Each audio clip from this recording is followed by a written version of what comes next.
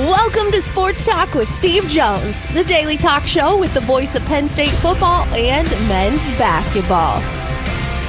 You never know what special guest may stop on by any given day. Now here's the man of the hour, Mr. Steve Jones. All right, we're going to start out because I want to make sure that it doesn't get lost with two very sad stories first. The passing of Ed Sidwell, who passed away within the last 2 weeks. Ed was really successful, Penn State grad, and had done a lot of public address announcing, especially at Rec Hall. Classy guy, great voice, just a good guy. Ed was 88, right? But I didn't want the show to pass without me mentioning Ed because I had such great respect for him, personally, professionally. I wanted to mention that. And then the other one is the passing of Milos Bogatic, who played Penn State basketball excuse me, in the early 2000s, mid-2000s, for Ed DeChellis. In fact, he was in that recruiting class with Nick Obradovich and Jonas Suetamo. Jonas, of course, now is Chewbacca. And Milos passed away of esophageal cancer. He's just 39. Comes to Penn State, actually started some games, and was an absolute character. He said to Dick Girardi and I one day, "I am the Larry Bird of my country." Like, really? He says, "Yes, I am the Larry Bird of my country." So Dick and I are doing the starting lineup. So I said, and Milos Bogatic, the 6'9" freshman from, and Dick says, French Lick, Yugoslavia. The Larry Bird of his country. And then we were at Minnesota one day. It was 12 degrees. We're getting on the bus for shoot around. Milos comes out in just his uniform. Stops, looks at Dick and me. He says, "Memo to Milos, next time, long pants, Minnesota." Like on. He's a character. Played basketball in Europe. Later in life, took up the sport of golf as well, and was really proud the first time he broke 100. And just 39. But I wanted to make sure that his passing was mentioned and talked about, because with all the changes around here, and it's nobody's fault. It's nobody's fault. It's just I'm the one that's been here the entire time. All right, not since 1855. All right, let's 1857, but who's counting? But at least I have connections back with people that others are still developing at this time. How about that? So I want to at least mention it. All right, yesterday, you can tell when somebody is playing in a big game for the first time in their life. I'm guessing you're discussing Motor City Dan Campbell? No, I'm talking about Zay Flowers to start with. Okay. Pat Kraft, with all due respect to you, Boston College didn't play in a lot of big football games when Zay Flowers was there. He makes the big play and gets called for taunting. What are you doing? Okay? You're behind. Okay? Okay, give the ball back and let's get going here because you've got a chance to get yourself back in the game. And he cost his team yards because he lost his poise because he's not used to being in a big game and doesn't understand, have an understanding that, guess what? Oh, it's part of my personality. Well, guess what? Checking in at the gate, pal, your personality just cost us 15 yards. Thank you. Nice job. Good. Nice play, though. And then you are taught over and over again. I hear James Franklin preach this all the time. You never reach the ball for the goal line unless it is fourth down or the last play of the half of the game. Yeah. Which it's going to be the ending play of something. Right? It's either fourth down or the last play of the half or the game. You never do that. Because guess what the worst you're going to end up with on that play? The ball at the half-yard line. You can knock it home from there. You're good. Instead, the immaturity of him, and he, by the way, Hardiman did the same thing in the Chiefs-Bills and fumbled it through the end zone. Yep, because he's trying to reach out. Mm-hmm. All right. Who teaches these guys? I have no idea. Right? But I'm going to reach out. Fumble. Snead makes a great play. I don't think that's even... I look at a lot of the playoff games and these things happen. I don't think it's a teaching moment or a thing where they're taught to do it. I think it's just in that moment when you get there as a player, you're like, I can be the hero. And if you're taught properly, you don't do it. You're not taught properly, or you don't listen. That's a big part of it. I'm going to be the star. Hey, over here in the back, wrong, bad play. Okay, sorry. A fundamentally poor play is a fundamentally poor play. I don't care how excited you are. You keep your fundamentals, and he didn't, and he cost his team. Like, oh, that poor kid. Poor kid, what? He didn't do the play right. Okay, that's not okay. Anybody who has it drummed into them over and over and over again. Right? I'll give you an example. Let's do something just in my class. First project they had, 2-minute sportscast. I put up on the blackboard. Most classes leading in 155 to 205. Then there was a couple of other things I put up on the board as points that they need to remember. So it was up there over and over again. I had one student, right, where I'm grading this weekend, handed in who sounded tremendous. I'm talking like really a top flight performance. And I couldn't give him an A because he went 137. Oh. And again, we're in a computerized world. Like, what difference does that make? Yeah. That's 23 seconds of dead air if we put this in our computer. Yeah. We needed to be 1 minute 55 to 2 minutes 05 to get it to be correct. To be correct. All right. And it wasn't exactly as if it was something that was slid in. It was a point of emphasis because whether it's how many times in TV if you're watching an interview, hey, we're going to a hard break, you hear those words. That's because the computer says gotta go. You're going to get cut off because we have to go. The computer's going. Same thing in this business, right? The computer is set up in such a way. So he goes 137, and I emphasized it repeatedly, and I put it up on the board repeatedly. Now, I'd also like to point out that student was not in class today either. But you're emphasizing fundamentals. So now let's bring it back to the game. I'm sure the Boston College coaches, which are very good coaches, emphasize stuff like that to him. I'm sure the Ravens emphasize that to him. Right? And I know in the heat of the moment you try to do something, hey, I'm going to make the play, I'm going to read it. It's like, no, okay? Just get down. Just stop. Just get down. Right? It's all right. Yeah, who knows? You may have landed there anyway. But he makes a fundamental mistake, like a fundamental mistake. Not even a like, well, mistakes happen. That's a fundamental mistake. Yeah. Okay, you are now carrying the entire franchise with you. Your job, number one, is to protect the franchise. Number two, score with it. And he ended up doing neither, which is the same thing Hardiman did the week before, which is the same thing we see a lot of guys do, and they get away with it. I mean, they get away with it. Well, he didn't get away with it. And those two plays, because they were at the 7-yard line on the taunting play.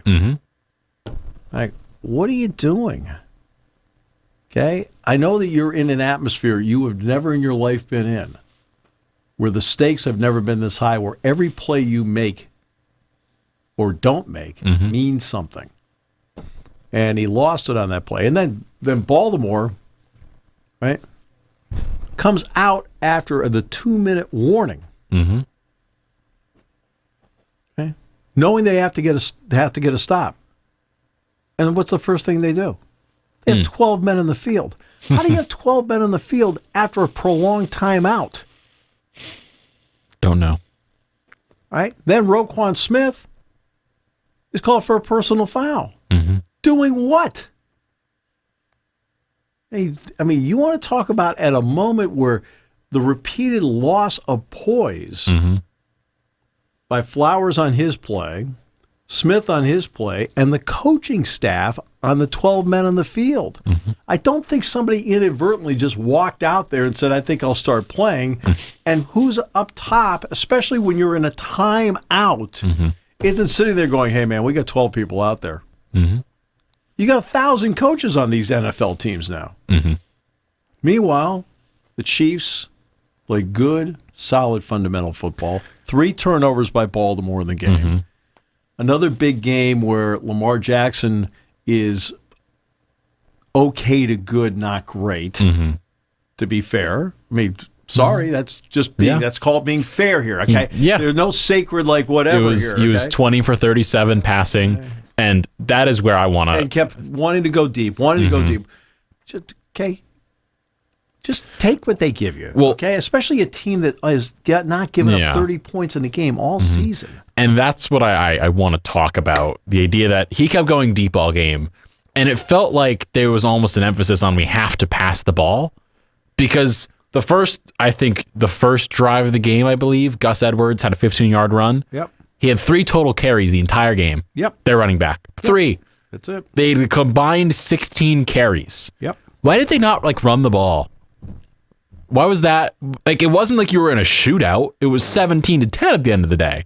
You weren't trying to outduel Mahomes here. He had a good game, but he didn't put up 45. Especially the first half, Mahomes played great. He didn't chuck up 45 points. They didn't put up a 50 burger on you. They put up 17. You weren't trying to shoot out every touchdown matters. And I think Kansas City played some cover 3 in the game. Well, what does cover 3 want you to do?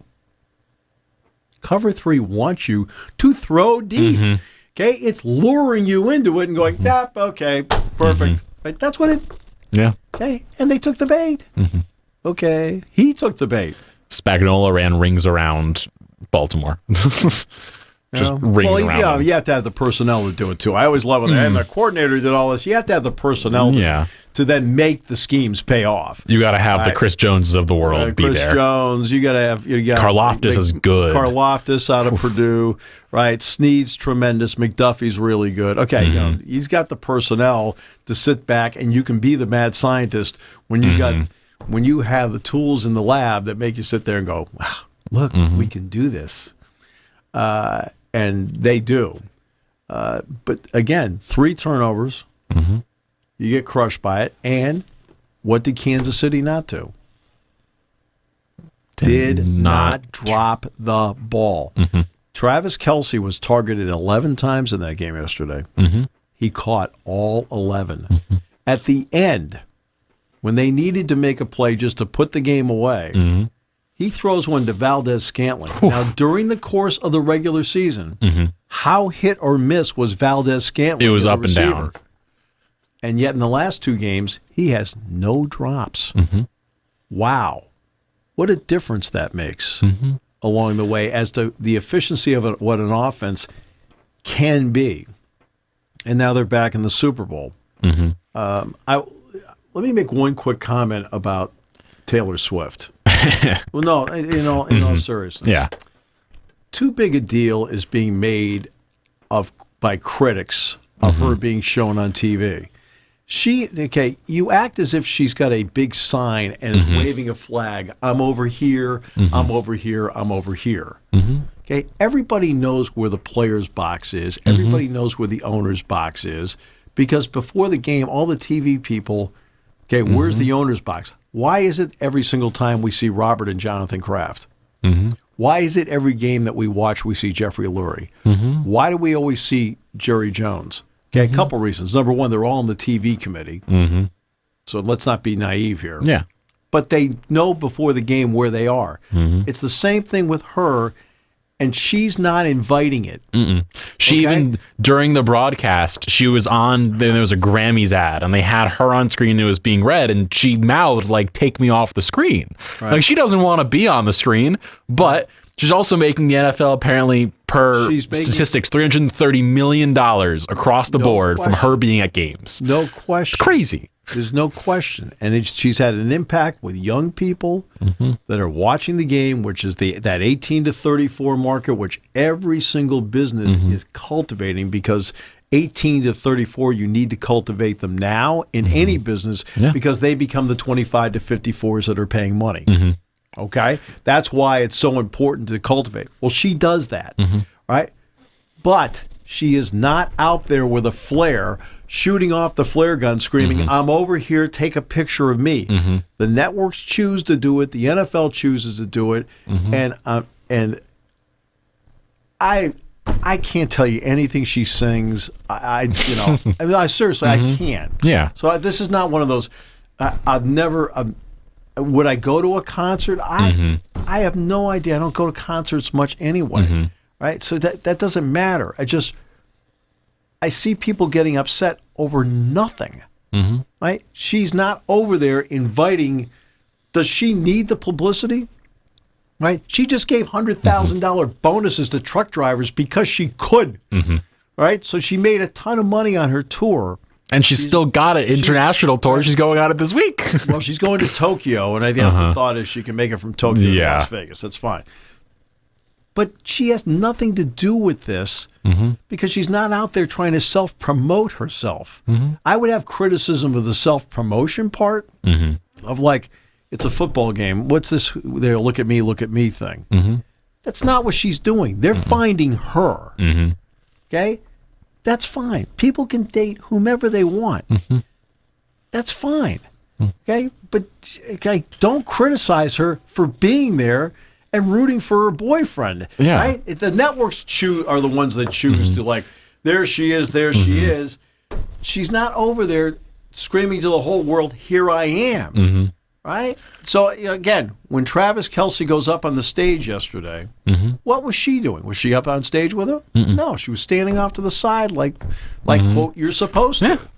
Okay? It's infuriating, the backlash she gets. Like the backlash. And again, I have no... I'm almost like in a lot of ways, a really good person to talk about You have no this, horse in the race. Right? I have no horse in the race. I mean, have I ever heard her sing? Yeah, I have a radio, so I've heard it. But I couldn't tell you in a million years what her concert's like. I couldn't anything. Okay? I just get bothered by the fact that she gets criticized and is doing nothing but showing up to support somebody else. I also want to bring in a point here, which is that a lot of people, a lot of commentators are going on shows and talking about her in this way of like, stop showing her, how dare she be here, et cetera, et cetera. Why are you talking about it then? Stop. Just don't. But you're talking about it because it's going to get views. It's going to get clicks. It's going to get retweets and likes and all of that stuff. Because Taylor Swift's probably the most like famous person in the world as we speak. She's probably number one, if not number two, maybe. She's in a class of her own here. I mean, I know she's from Reading and the whole thing. I mean, I know all that because it's not. But I can't really tell you what she does or doesn't do. I guess she writes her own stuff.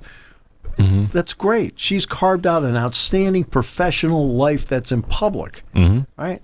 She also happens to be dating somebody who's a public figure. They both are. Okay. Right? She just wants to go to the game and root for him and root for his team, and the networks are showing her left and right, and she's getting criticized for it. And it's completely unjustified because she is not out there waving a flag like, I'm over here, show me now. She knows she doesn't need to, right? And doesn't want to. And yet, right?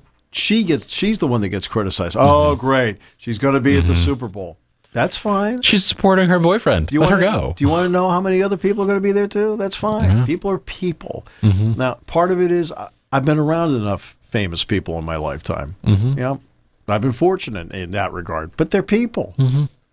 You'd be amazed how you can just talk to them. Right? Also, she has brought in, as you said, the 18-24 crowd. She has brought in people younger than that to watching football. Like that is I mentioned 18 to 34 because that's a demographic. But still, the fact that she has brought in this age group of like 12 to 17-year-olds who are now becoming fans of the game. That's right. And adding people to the fan base. Right. We've always discussed like you need to add fans in. Baseball needs to get more fans in the younger generation. That's what people and fans need to do. Basketball's been really good about it recently, of getting younger fans in. Right. Football's doing it. It's being done differently because it happens to be that one of the most famous human beings in the world is dating a football player. Right. Like, just happens to be that way. And what's interesting, it's a Kansas City player, Middle America, and not a Los Angeles or New York player. It's not the Rams. It's not the Giants or Jets. Right. I'm just saying, it's, it's stop. Things have changed. Well, like when Jason Sehorn was playing for the Giants, and at the time he was married to Angie Harmon. Mm-hmm. Well, they weren't showing her at every game. Mm-hmm. But now they feel like compelled to do it because it's great theater, great TV, and it's all. Excuse me. These are all TV shows. No matter what anybody thinks, that's what they are. It's entertainment. That's what it is. 49ers and Lions. Jason Lord is not here to talk, so we will talk in his stead. No, you're actually going to put some thought into it. So I have a feeling I know where you want to start, and let's start with the idea of the fourth downs. All right, let's start with the idea of that. I felt like I was watching a rerun of the Chargers-Jaguars playoff game a year ago. The Chargers jumped out to a 27-0 lead, and Brandon Staley kept doing what Brandon Staley had always done, going forward on fourth down in situations that didn't make sense. I am all for going. I mean, how often now when you listen to Jack and I do a broadcast that the two of us think, we'll say on the broadcast, they said, that's a setup. They're going to go forward on fourth down. So are we anti going forward on fourth down? No. It's when it makes sense to do it. Sometimes you're in that no man's land. Okay, it's like between the 35 and the 40. It's like a long field goal, tough to get to. Okay, right. Yeah. Sometimes you get that, and other times, like you need to do the math, right? And this is where the first time Dan Campbell went for it, they were on the edge. It was going to be a long field goal, and again, this is Michael Badgley, for all we know, could miss it. Right, so let's not pretend it's an automatic. You're going to get the 3 out of it. So the first time in the first drive they went for it, they had the play. Reynolds dropped it. The second time, I thought for sure he would kick the field goal because the math dictated he should kick the field goal at that point. Math has to enter into it, not next-gen stats. Right? Okay, there are times. I always love next-gen stats. Next-gen stats says they have a 39% chance of making it. Recommendation, go for it. Excuse me, like 61% says you won't make it here, but your recommendation's to go for it? Really? Like, okay, what drunk in the back lab came up with that percentage number? If it's 61%, we're going for it. Okay? If it's 39%, got my doubts. Also, the second time. No, but I mean, they didn't. Fox didn't use the next gen stat thing. They did not. Do that. Thankfully. I'm talking about when I'm watching games. Oh my God! Right, you're like, and here it comes. I know it's sponsored. It's sponsored because next gen stats powered by like Verizon or AT&T or whoever. Whatever. You're like, they said they have a 38% chance of making it. Recommendation: go. But at the point of the okay. At the point of the second one, they were at that point. Then they had just gone down 27-24, had not scored a point. They had been a 20-0 run for the Niners. Just take the 3. Right. Just take the 3 points. Get yourself something back to feel good. You need at the moment on the in a football version of the tourniquet to stop the scoring bleeding at that point. Okay, we're like, okay, everybody. We got starting points. fresh now. Here we go. It's a tie game. 27. We've got at that point you'd have about 8 minutes left. Yeah, you'd have about 8 minutes left. Right. So that means each team is going to get minimum 1 possession. Right. You might get 2. All right. Your defense needs to walk back on the field in a tie game like the offense just got something for you. Because to me, the key play of the game, besides the Ayuk catch, which was offensive pass interference. Yeah. I mean, he pushed him. He pushed him. So you want to know why he's off balance as to why he doesn't make the play. I'm not saying he's going to make the catch, but he got pushed on the play. It was offensive pass interference. And the bothersome part about the lack of the call there is it's in the open field where everybody can see it. But as we've seen, they don't call pass interferences in championship games, Steve. Right. They just don't do it. Right. I'm not bitter. Again, open field, no one in sight. Don't call pass interference. Right. But Ayuk pushes him. All right, okay, and then it goes off his face mask. Then he makes it great. The concentration's great and the whole thing. It's great theater. But it was the Gibbs fumble. Right, the kid fumbled. You've got the lead, and just again the turnovers. And he's been in big games. He played for Alabama, for goodness sakes. He just fumbled.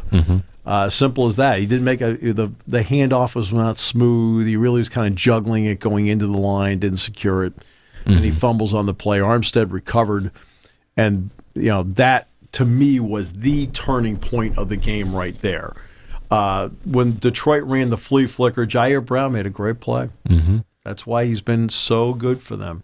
They've needed a safety to make some plays for them because they haven't had that for a couple of years. And that's the kind of play that, I've come used to, whether it's a practice or a game, seeing Jair Brown make that center field type of play with the instincts, because Thomas is beat on the play. I mean, Thomas is like, he's like 2-3 yards off the play. And Jair made that play.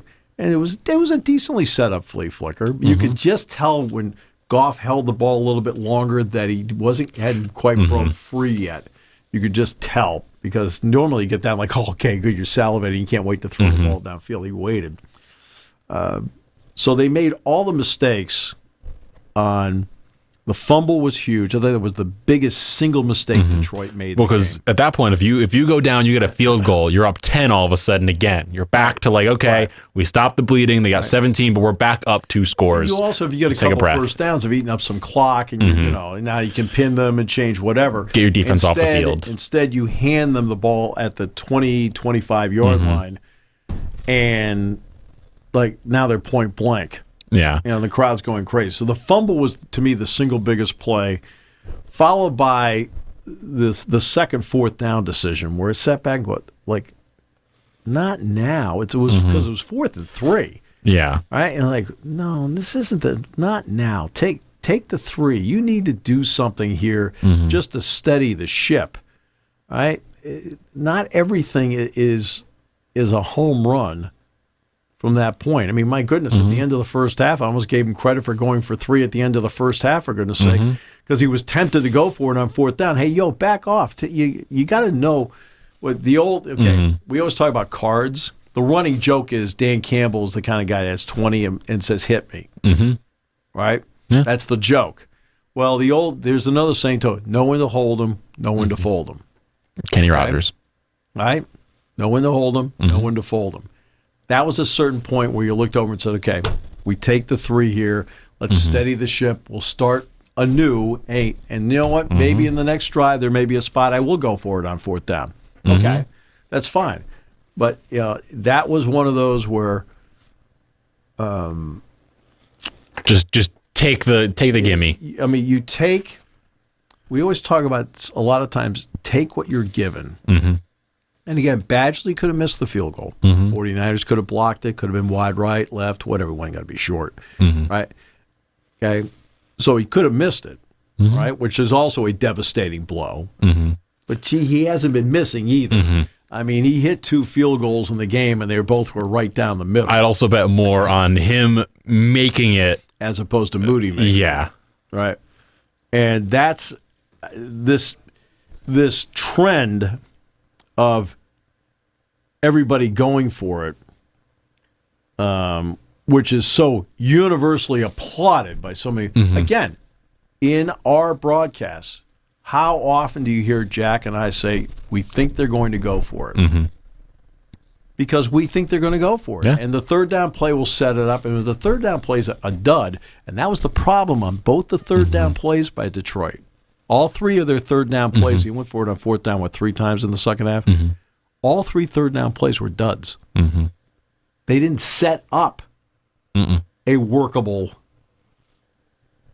situation.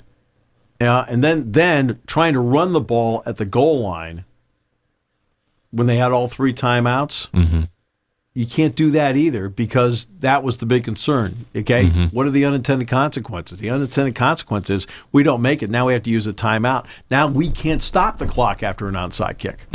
Okay, you could kick the ball away and take 3 timeouts. Now by running the ball there, I took it away instead of like letting my quarterback throw. It was like those kind of judgments.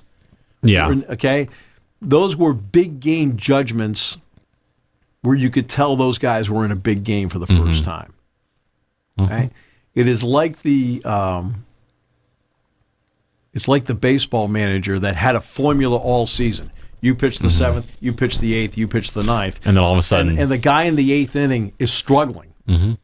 But you don't take him out because you're like... And you use him the next game because that's what we did all year. Wrong. Okay, I'll never forget the 2018 World Series. 2018 World Series. Closer, Craig Kimbrell, right? He got to the World Series. He's struggling. So the final 3 outs of the game, they brought in Chris Sale. And he got 3 strikeouts. They won the game. That was it. Okay? Why? Because your eyes are telling you, I need to make this move because I've been making this one and it's not working anymore. Okay? And because Detroit's been going for it on 4th down all season, doesn't mean in this spot you have to repeatedly keep going for it on 4th down. It's not working. I will bring up another one.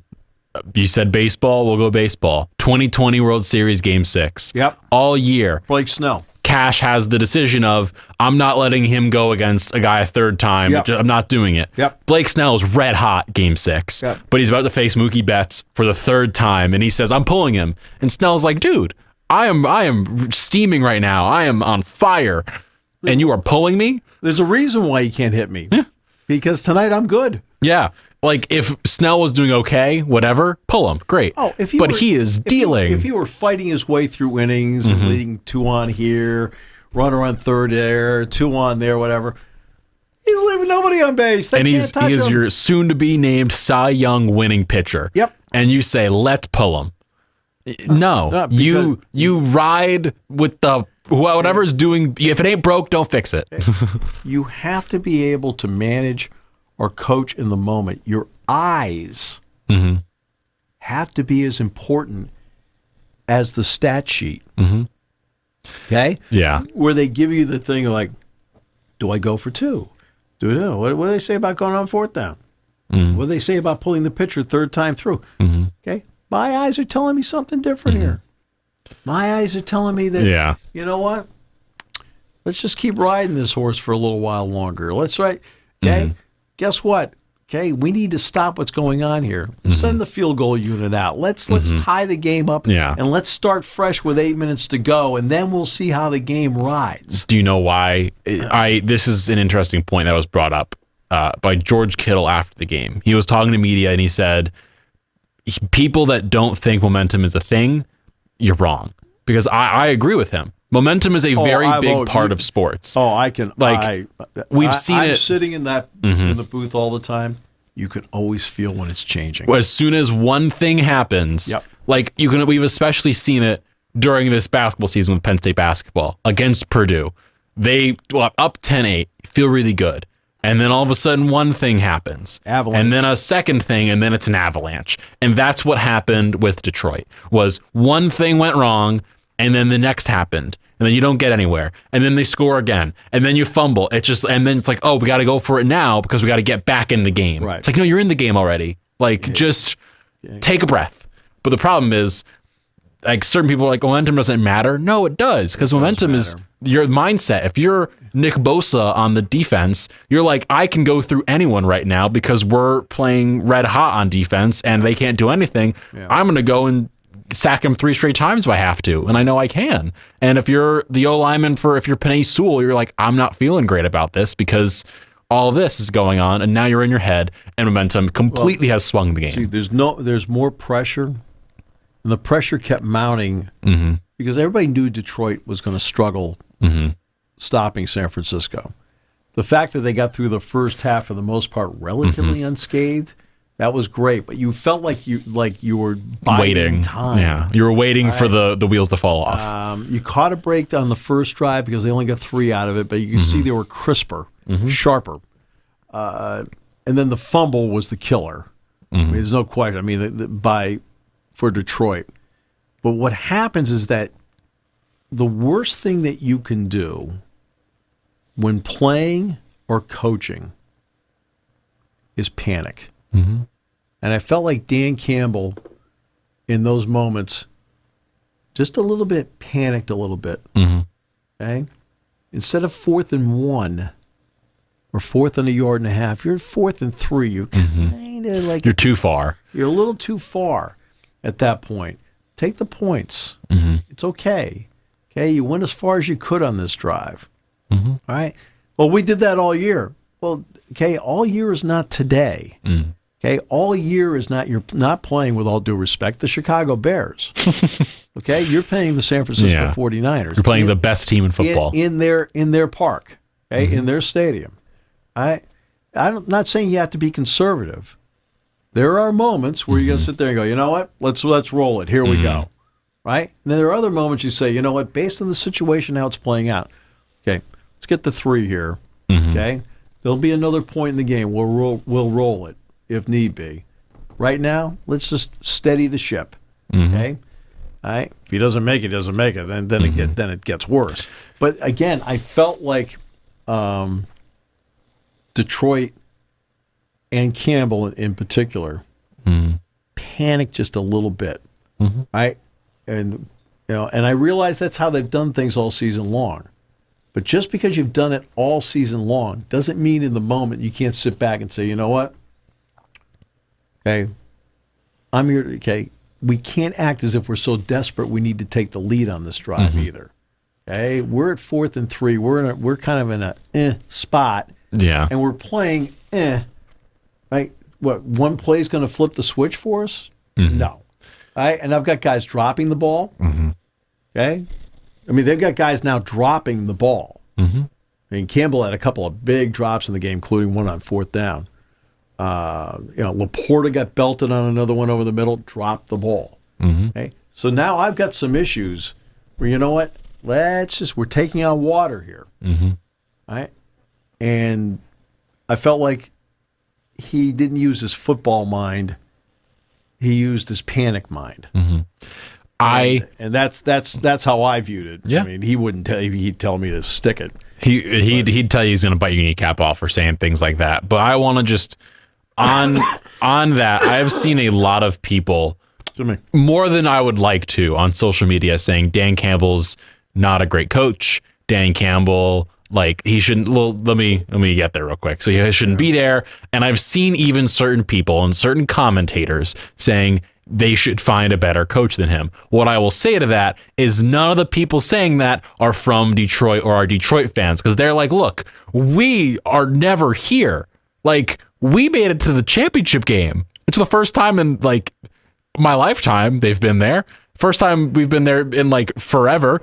Eminem probably was, like, 2 years old the last time it happened. Like, we're just grateful to be here. And Dan Campbell brought our team from like 4 wins to 9 to all of a sudden 12. And we're in this game against the best team. And we fought them until the end.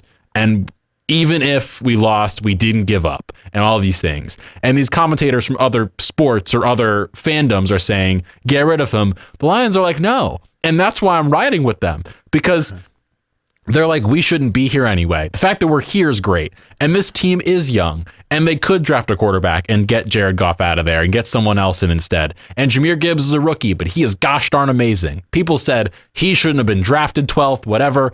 He proved his point all year that he was really gosh darn good. David Montgomery, great.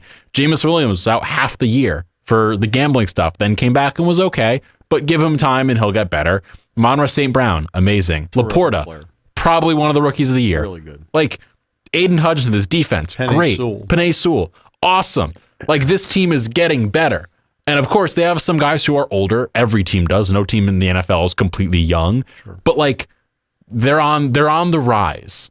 And if you're saying get Dan Campbell out because he made one mistake, Belichick's made mistakes. Belichick went for it on 4th down at midfield against the Colts. Yeah. I mean, things happen. I mean, Nick Saban, let's run out the field goal unit from 56 yards out instead of going to overtime against Auburn. And then the kick six. Like, everyone makes mistakes. Every coach, there's no coach who has been perfect. No. And if anyone says otherwise, they're wrong. First of all, it's amazing how you shouldn't draft Gibbs that high. Well, actually, it looks like they knew what they were talking about. Yeah, looks like he's a pretty good player. A pretty good player. Yeah. The touchdown looked pretty nice. But the guy had a terrific season. I mean, the fumble aside, he had a terrific season. Dan Campbell is a big reason why they were actually standing in that stadium yesterday. Tough, hard-nosed, respected by his players, beloved by his players. All right, backs them up. Made a lot of great strategic moves all season long to get there. Okay, all season long. It doesn't mean in certain moments it doesn't backfire, because sometimes it does. Right? Okay.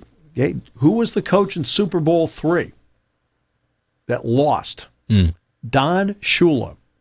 Pretty good coach. Right? Winningest coach of all time. Won 2 Super Bowls in his career. Right? He was the opposing coach in Super Bowl III. It happens. Okay? It happens. All the time. And it's just... It happens. Okay? Things happen. Okay? Everybody knew they didn't... Okay, the greatest downfall they had was in the second half, they could not stop San Francisco. Which was the worry going into the game anyway. Right? What was the big worry going into the game? That they could not stop San Francisco. Well, in the second half, they couldn't stop them. And because of that, then they panicked a little bit with offensive strategy when they had a chance to maybe get some points. So it becomes a focal point. But my goodness, if I'm running the Detroit Lions, I'm talking to him about a contract extension. I am not talking to him about problems and him being in any unemployment line. We're talking, okay? We're talking 1957. Okay, Buddy Parker. Okay, by the way, should go into the Hall of Fame. But look, okay, that's how long it's been. I was in that stadium. I saw the championship banners. Okay, dusty and lonely. Okay. And they gave that city more excitement. And this guy brought a hard-nosed edge to a city that thrives on hard-nosed edge. And the excitement that they brought to that city is, I mean, I'd give the guy an extension. Okay? I mean, I'm sorry, but, I mean, do I agree with a couple of decisions yesterday? No, of course not. Because I think as the game was playing out, a different decision needed to be made, because guess what? I need to stem the tide here at this point, because my gut tells me, like, we've got to come away with something here where everybody in the sideline goes, okay, good. Now we're back to even. Now let's win the last 8 minutes here. He didn't do that. Okay, that's fine. But those are decisions he made. All the great decisions he made to get them there. I mean, my goodness, they beat the Rams by 1, right? Which was a great game. And he made a lot of great decisions in that game. Also, this is his first ever playoff run. This is his first time coaching the playoffs. He's in the championship game against, as we've stated, like all year, this has been the betting favorite to be the Super Bowl champion, because they are the best team in football. And if you had told him ahead of time, you guys are going to lose 34-31, are you okay with that as a loss? He'd be like, of course.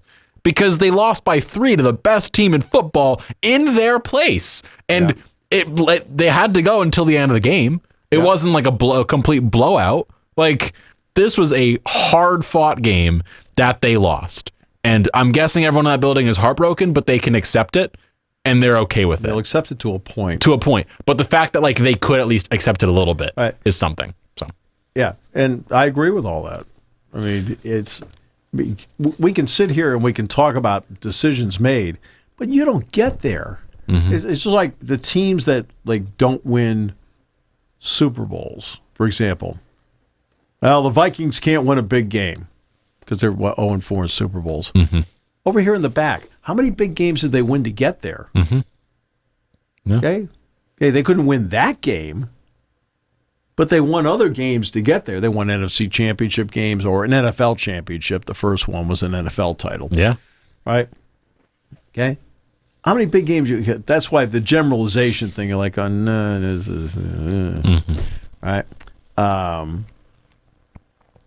And so San Francisco wins.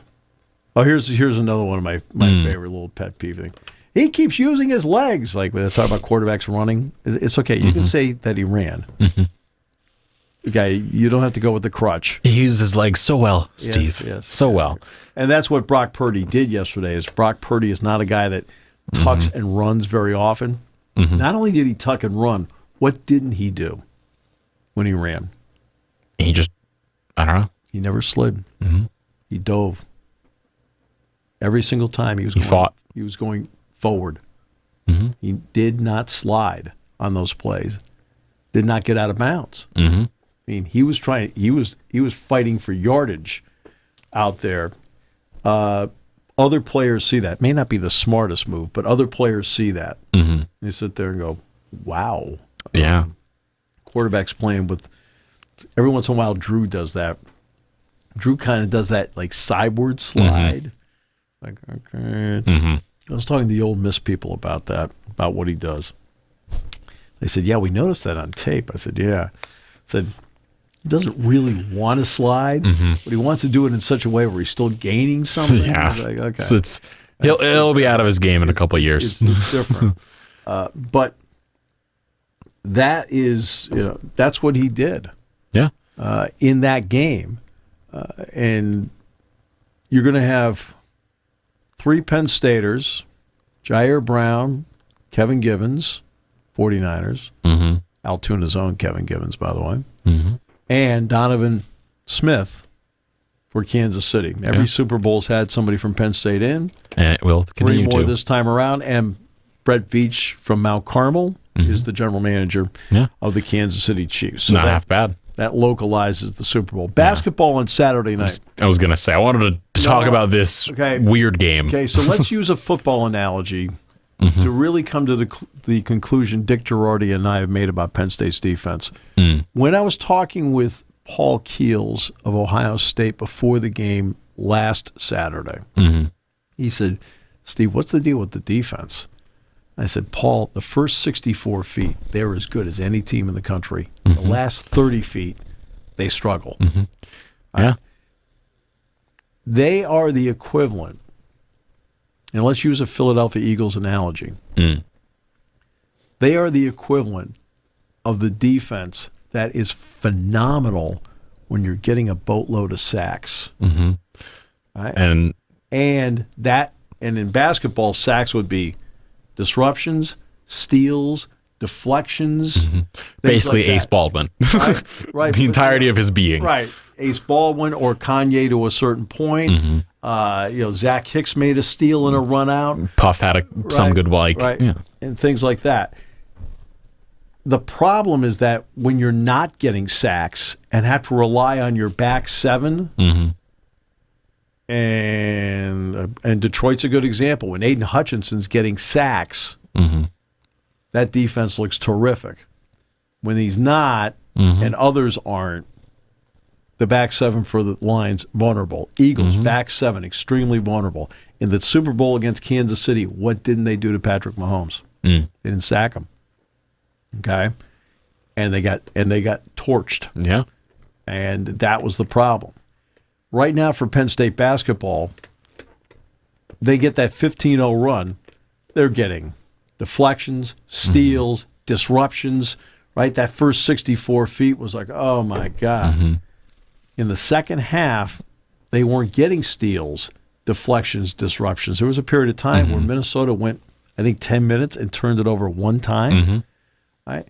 Well, they were getting into their half-court game, and that's the final 30 feet.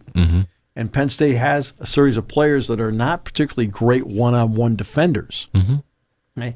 And believe me, Mike's worked on it and worked on it and worked on it. Right? It's coaching. Hey, over here in the back, okay? Yeah. Enough of trying to impress everybody at the tailgate. You have no idea what you're talking about, okay? It's up to the players to play it, okay? What do you think? They go, yep, we're good. What do you think? Mike looks into practice and goes, "Nah, we're good." Yeah. All right. And I don't feel like teaching that anymore. We're fine. You think that's what's going on here? I mean, of course not. Okay? They're more frustrated than you are because they have drilled it, and they still, some guys just are not great on the ball defenders. All right?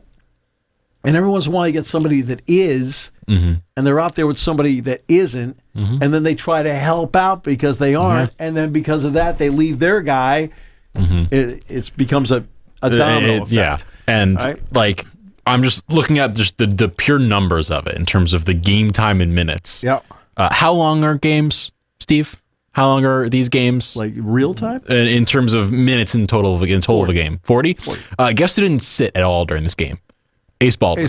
40 straight minutes of playing this game. Yeah, he was out there. He can do it. He's in shape, but he was out there the entire time giving his all. And he played pretty gosh darn well the entire time. He did everything you would ask him to. He was great. And just, he plays well. And then Nick Kern has a good game. Demetrius Lilly and Q putting up points. Just all of a sudden, that avalanche in the last few minutes was just them just getting everything. Kept on scoring. It was great. It was awesome. And then you come out for the second half, and it became clear it wasn't just that they weren't getting steals and turnovers, but just looking at Minnesota, they were fighting. They were actually like trying to, it felt like, win the game. Like you look at, was it Parker Fox? Is that his name? Parker Fox. He had some blocks where he ran from 30, 40 feet down, chased a guy down, blocked it. He had like 3 of them. But again, Dick and I pointed out that's the kind of player he is. Yeah. We pointed that in the pregame show. And it was just kind of asking for someone to try and do that almost. Like it felt like you needed just someone to be like the quote unquote live wire of your team. You don't have enough great shooters on this team to stem a run. Where you come down the floor and all of a sudden, boom, 3. Because what you need to do when a team is running at you, hit a shot. Just get to the basket. Okay? Because guess what? By hitting the shot, guess what they are? They're 3 points further back than they were. They don't really have that guy. Andrew Funk was that guy for Penn State last year to go with Seth Lundy and with Miles Dredd. Any one of the 3 could snap off a 3-point shot at any point as a team is making a run. And guess what? Now you mentally have pushed them back. It becomes a psychological block. Penn State doesn't really have that guy where you look at it and go, hey, don't worry, X will. Kanye can. He's become a better 3-point shooter. But then losing him in the last few minutes of the game, he and Fox inadvertently hit. He ran, he turned, hit him in the wrong way. It was a mistake. It happens. That stuff happens. But again, nobody in the arena knows what's going on. I am so sick and tired of this element in every arena I go to. This is not a Jordan Center problem. It's an everywhere thing. Okay, this is an everywhere thing. So please, this is not me being critical of the Jordan Center staff that runs video and things like that. Right? Remember I was talking about Ohio State? Right? There was a critical, they were looking at something at Ohio State, and they're showing little kids on the video board. Okay, like how about like showing what they're looking at? Right? It should be mandatory in every arena in the country. Like the Parker Fox Kanye play, the fans should have at least that way, not the fact that it was inadvertent, right? Oh, geez, that's why he's down. Wow. Holy mackerel. Yeah, because it wasn't a flagrant foul. It wasn't a foul, okay, in any way, shape, or form. But the fans should see like, oh, that's what happened. Wow. That way they know what's going on. The other part is, too, is the officials, and I've said this 1,000 times, I'll say it 1,001. In basketball, should either have a microphone or be mic'd to tell the crowd what they're either A, looking at, or B, what the result happened to be. Okay? If you are going to buy gas and drive and park and pay to park and walk through whatever weather situation happens to be to get in the arena. Oh, and by the way, go to the concession stand and pay money there as well and enjoy the great concessions they have there and enjoy the game. You should have all the same amenities, if not more, than the dude that sat at home on his backside and went, oh, yeah, I see you kind of ran into him that time and he went down. Why should he have more knowledge than you? Mm-hmm.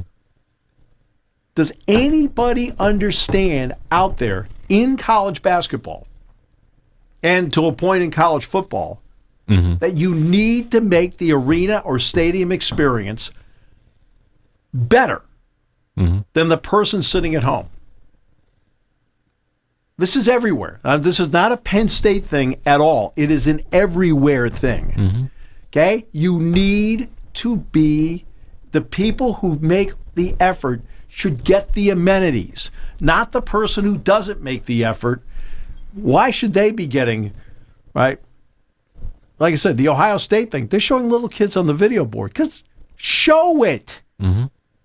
Why?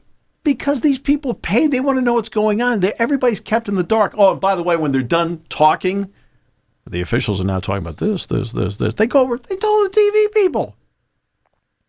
What about telling everybody else? But the TV people get an explanation as to what happened. Who's running this show? There should be a microphone right there that you click on. You talk to the TV people directly to them, and you're talking to the arena at the same time. You're saying this is what it is. Okay, the NBA does it right. Right? They tell everybody in the arena. Oklahoma City is challenging the foul underneath. So we'll take a look. Boom. Then they come back. Okay. After further review, the play stands as called. The player did step out of bounds on the play. Blah blah blah blah. And that's it. Yeah. Everybody in the arena goes, okay, got it. And they were all watching anyway. Like, so it looked like his right foot was on the line. Yeah. Right. Every like professional sports, they're after the thing. It's like the referee comes out and says, this is what happened. Hockey does it. Hockey will do it. Everyone does it. The only ones that don't do it, I think, are baseball. But Major League Baseball finally did it this year. Yeah, they started. They started this year for the first time. College has to catch up. Right? I don't get it. There are so many rules in college to pros. I don't get it. You're getting $70 to $80 million a year. For $1.95, you can invest in the technology for the officials. I mean, I'm sorry. I'd sit that back and say, you are setting the arena experience back every time you give the person at home a greater advantage than the person that actually showed up that you've been cultivating to show up. And I'm telling you, this is not a Penn State thing. This is an everywhere thing. Every arena I go to, every stadium I go to. They do a better job of showing replays in Beaver Stadium. Much better. Okay, much better. You got to do that everywhere. And guess what? Okay, since the networks are paying, it's okay to, you should have an agreement with them like, hey, we're tapping you, we're going to show you replays up on the board. Yeah. Okay, that's easy. Right. Okay, guess what? We're in partnership. You don't own it. We're in partnership, okay?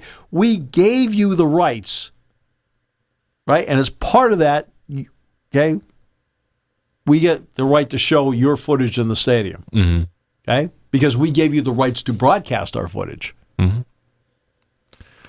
That's me. I mean, again, because I'm for the fan being in there. Give the fan okay? People should not walk out of the arena saying, I don't know what happened to Kanye on that play. Meanwhile, the dude at home's like going, I saw it. Gee, great. What's the incentive to go now? Maybe I should stay at home. I'll get to see more. I don't know, Steve. But again, I've got a real pet peeve about, and I have for years, okay? And it's nothing to do with Penn State. They are standard with everybody else. Show everything. What do you think? They're going to storm the Bastille because they don't like the call? Like, knock it off. That's not happening. Yeah. And we'll talk more basketball tomorrow here on Sports Talk with Steve Jones. Thank you for listening to Sports Talk with Steve Jones, a 7 Mountain Media production. Come back at 11 every weekday for analysis of the latest happening in the sports landscape. From college football to European soccer, Steve and Kyle cover it all on Sports Talk with Steve Jones.